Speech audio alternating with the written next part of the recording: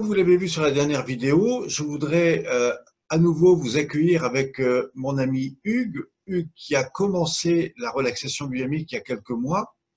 Il en a fait depuis plusieurs stages et puis aussi il a pu l'expérimenter. Alors ce que j'aimerais, c'est lui poser trois questions. La première, c'est qu'est-ce que ça lui a fait pour lui dans sa vie? Comment il a appliqué ça et quels résultats il a avec les personnes qui l'accompagnent? Et puis enfin, qu'est-ce qu'il pense que les coachs aujourd'hui pourraient peut-être avoir en plus avec ces techniques. Alors bonsoir Hugues, Bonsoir. merci de m'accueillir du coup dans ton centre. La dernière fois j'étais en stage. Hugues, première question, où tu en es aujourd'hui avec la pratique mais sur le plan personnel, c'est-à-dire qu'est-ce que ça t'a véritablement apporté depuis notre dernier film? D'accord. Alors là, moi, ce que j'en retire et ce que je ressens, c'est déjà en pratiquant. Il faut dire que je pratique la relaxation tous les jours. Et donc, pour moi, ça me relâche, ça me détend.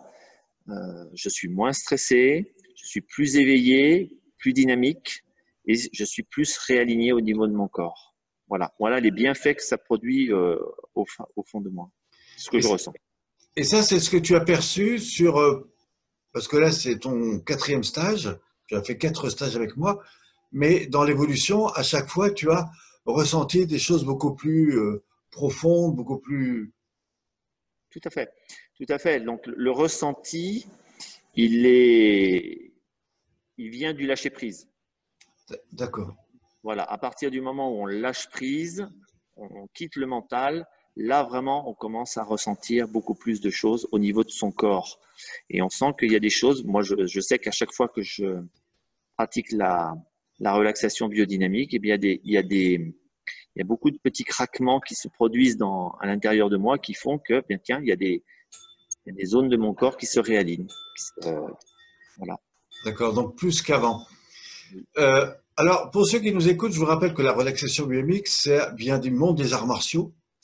C'est quelque chose que j'ai développé avec la pratique des arts martiaux, mais après un peu plus de 35 années. Au fond, c'est comment très rapidement avoir une meilleure maîtrise à la fois de son corps, de sa respiration et de son mouvement.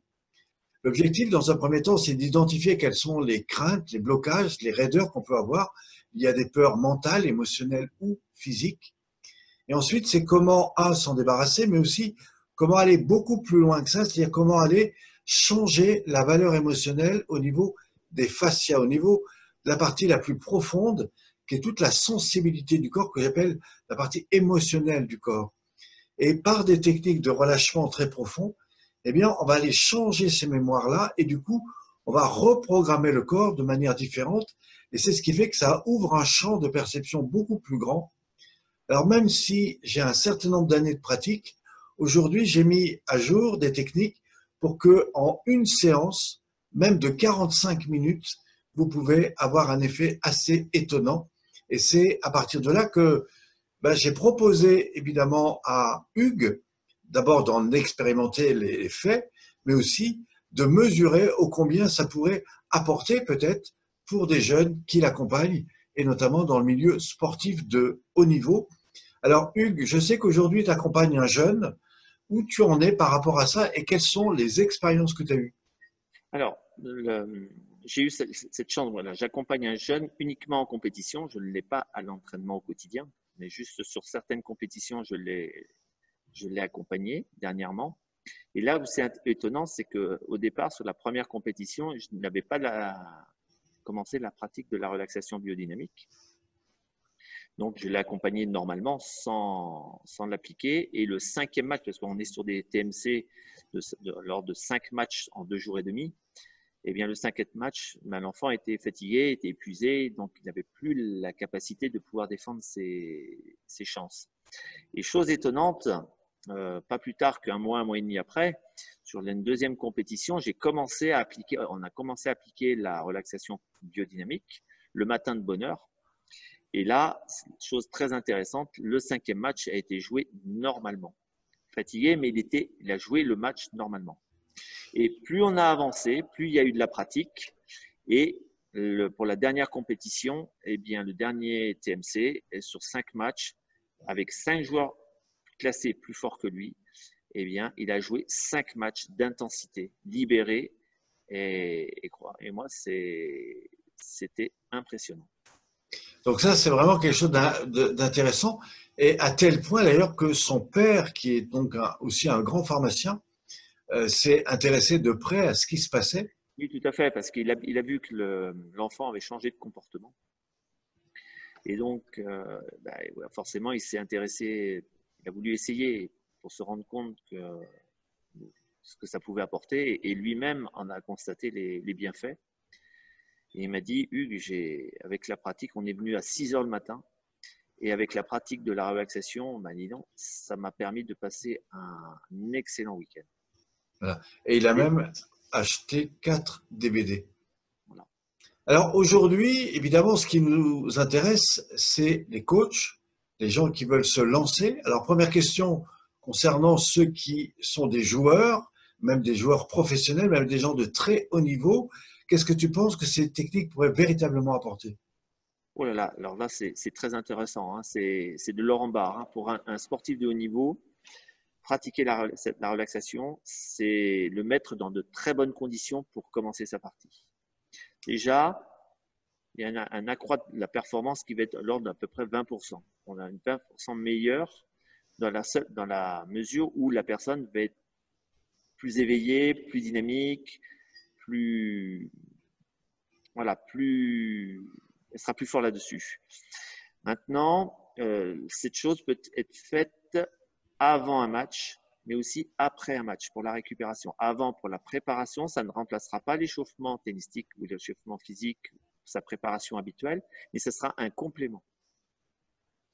Voilà. Alors aujourd'hui, évidemment, c'est très intéressant pour eux, mais côté de ceux qui accompagnent, c'est-à-dire les coachs, toi, tu t'es rendu compte assez rapidement que pour toi, ça t'apportait beaucoup, et ça dans un temps assez court. Et en même temps, tu t'es dit, mais effectivement, si tous les coachs comme moi appliquaient ça apporterait des choses nouvelles. Ah, mais complètement, parce qu'on dit préparation du sportif, du joueur, mais aussi préparation du coach. Et donc, moi, la première des choses que je conseillerais à des coachs, c'est de venir essayer pour eux-mêmes, pour qu'ils se rendent compte. Et ensuite, de l'appliquer avec leurs joueurs. Ça, c'est la première chose, parce que préparer un joueur pour son match, c'est très bien, mais préparer aussi le coach pour sa compétition, c'est aussi très bien aussi. Parce que les coachs ont aussi des émotions, aussi des peurs, ont aussi leurs propres problématiques, et donc ça leur permettrait justement de grandir et de libérer par rapport à leurs peurs à eux. Et donc forcément, ça se répercuterait aussi sur les joueurs. Alors aujourd'hui, si un coach veut en savoir plus, est-ce que tu peux nous dire dans quelle localité tu es et comment les gens peuvent te joindre et qu'est-ce que… Là, il y en a qui reconnaîtront le centre de tennis du Chambon-sur-Lignon, qui est en Haute-Loire. Le Chambon-sur-Lignon tient de sa notoriété en France par l'organisation de son tournoi international 15-16 ans, qui a lieu chaque année au mois de février, mais aussi maintenant, progressivement, de l'organisation de centre de TMC. Alors moi, je voudrais juste te rappeler que tu as même mis en place des cours le samedi matin, y compris pour les parents des joueurs, et tu t'es retrouvé avec 8 à 10 personnes assez rapidement et qui du coup t'en redemandent, donc ça c'est une bonne nouvelle. Si vous avez envie d'expérimenter et que vous habitez pas très loin, je vous invite à aller découvrir ça.